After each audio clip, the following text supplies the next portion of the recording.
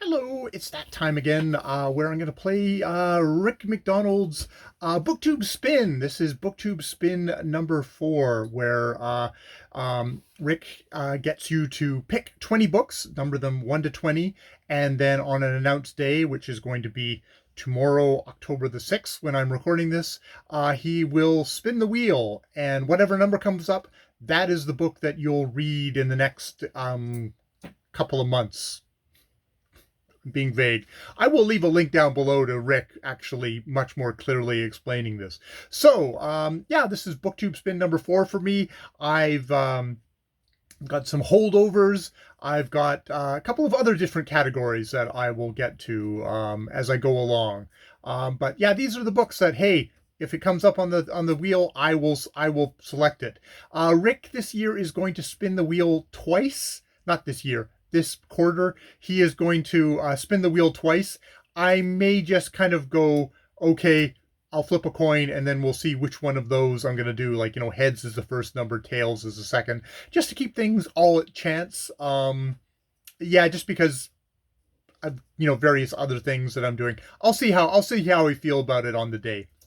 So yeah, let's get in. I'll quickly list my books. I'm going to resist the urge to stop and talk about each one of them for 20 minutes. I'll just hold up the book and say the title and the author and move along. So yes, first category for me. Rick suggests, you don't have to, but you can divide things into different categories. And this year I actually have a couple of categories that I can kind of put things into. A couple of interests. The first one is just holdovers. These are books that were on past lists and that past Booktube Spin lists that I'm still like, oh, I'd really like to get to them. Not that the other books are, equally as loved, but, less of a, I want to get them done. So, yeah. With that said, here, let's go through the books. The first book is The Long Ships by Franz G. Benson.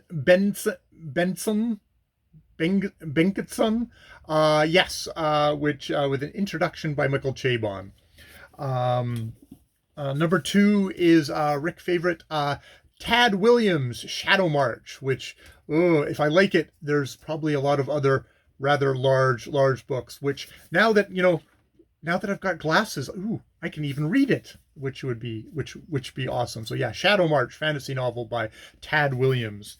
Oh, I should make sure I make my piles carefully, and I should make sure that I make my piles not near my little darling Theo, who has I put my book down beside him and he got bored while he was in his place command, and that's what happened.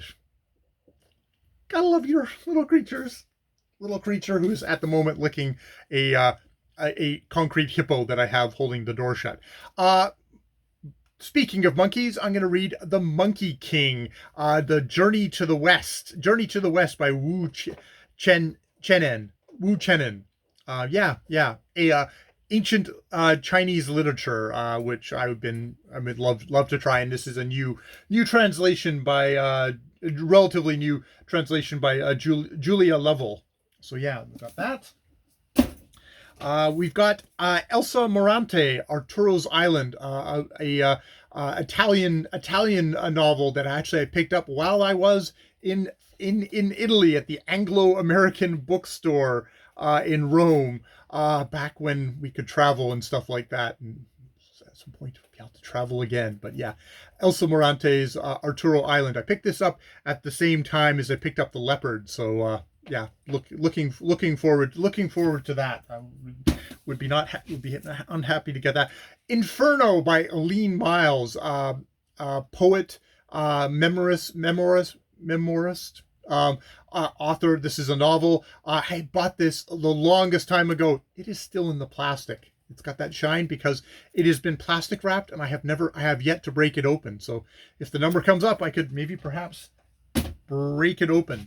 And number 6, Paying the Land by Joe Sacco, a nonfiction graphic novel about the Canadian North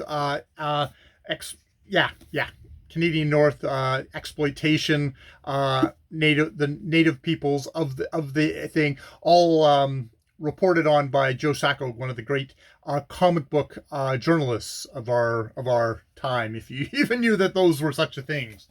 So yeah, that's my first category of the holdovers. The second category, it's Victober, and while I like my Victorian fiction, I especially like Anthony Trollope. I spent a year or so reading, like, month after month, an Anthony Trollope novels. I've always been kind of hesitant to participate in Victober for some reason. Just, mass readings of stuff, I just, it hasn't been my thing, even though it's really loose. You can do whatever the heck you want. But I thought, okay, this year what I'll do is I'll amass a little hunk here of kind of Victorian or Victorian themed books that I perhaps would read if chance would befall me. First, let's start off with my Trollope selections, starting off with my most tiny little book, an autobiography by Anthony Trollope himself, published posthumously. This apparently ruined his reputation for a while because he was just very frank and open about how he's a workhorse. He got up in the morning, he wrote, each and every day, and it was seen as kind of besmirching his thing, as making it kind of like common or like ditch digging or something like that, versus the romance of being inspired as a writer. It's like you're somebody who produces gigantic novels year after year. You're a workman. He's also Anthony Trollope's also an artist, but he's also a workman. In the craftsmanship kind of idea of a workman as well. I have owned this for a while, which is an autobiography, not an autobiography, and a biography. That was the autobiography. This is a biography of Anthony Trollope by Victoria Glendinning, which I've owned for the longest time. I've always meant to get around to it. So this would be a really interesting thing to read in the month of October. I would be kind of tempted to actually pair this with the autobiography, just to kind of see them bounce off of each other, see what stuff that Trollope leaves out, or that that Victoria Glendinning kind of disputes, or just see how the two books kind of talk to each other. That would be kind of an interesting thing.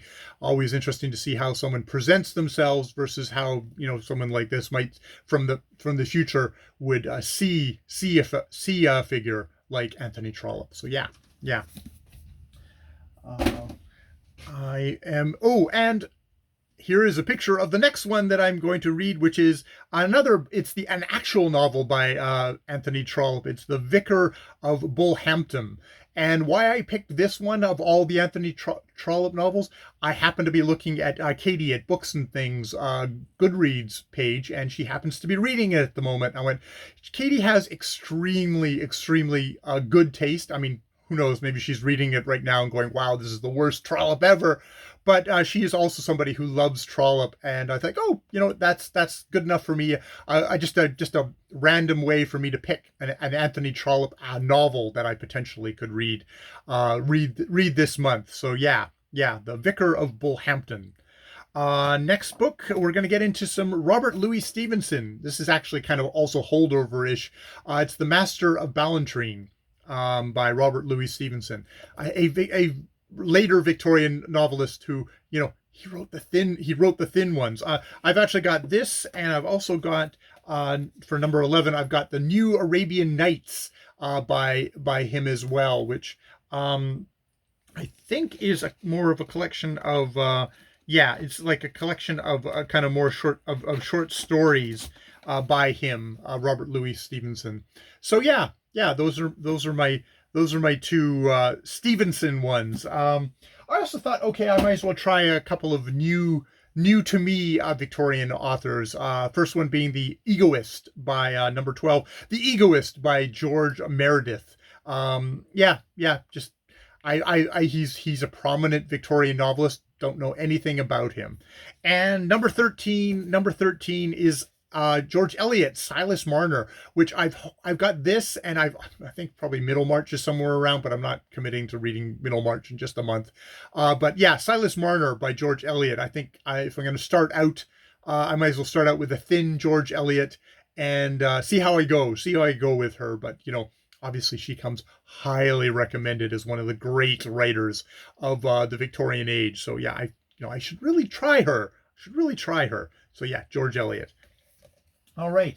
And then the next category, the next and final category is the Canadians, where I'm kind of doing a little bit more orienting.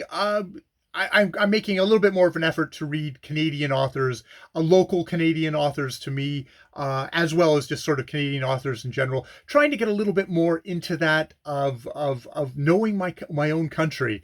So that is both fiction and nonfiction. I think this is mostly fiction, but don't quote me on that. So number 14, I'm going to do Clee Wick.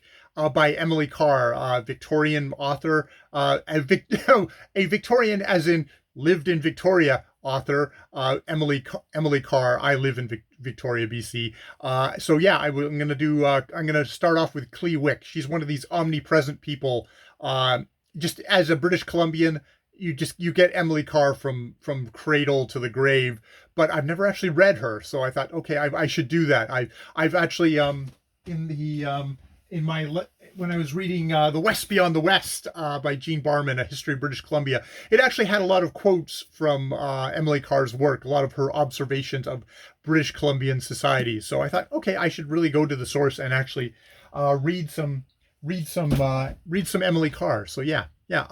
Number 15 is going to be The Swamp Angel by Ethel Wilson. Number 16 is The Woodsman of the West by Martin Alderdale Granger. Number 17 is, I'm going through these rapidly because I don't actually know too much about them other than titles of kind of bigger works, not bigger works, prominent local works. Number 17 is The Double Hook by Sheila Watson. Number 18 is The Measure of a Year, Reflections of Home, Family, and a Life Fully Lived by Roderick L. Haig Brown.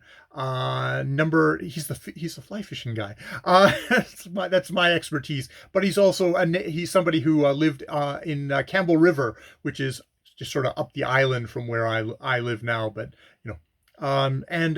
number 19, here's some actual books that I can pull up that I've had on my shelves for a while, is The Golden Spruce, a nonfiction book. A true story of myth, madness, and greed, by John Valent. John Valent. Yes, I've had this on my bookshelf for a long time, so I'm eager to give it a try and get it off my never read list. And finally, number 20, AComplicated Kindness by Miriam Toews.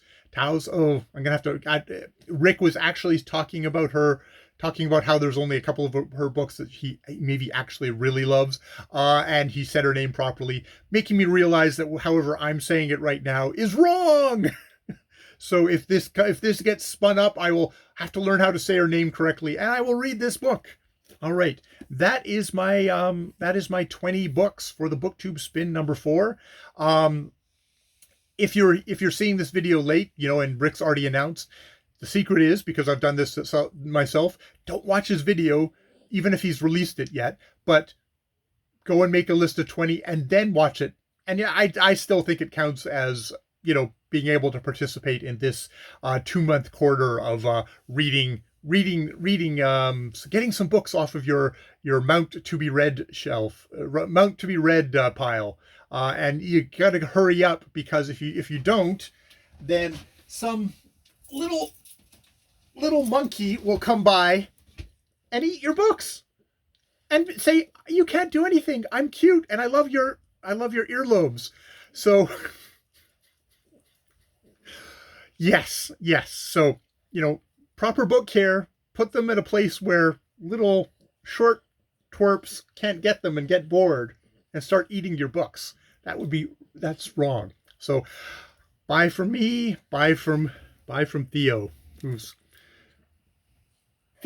who still actually has a part of the book cover stuck to his head. All right. More videos later.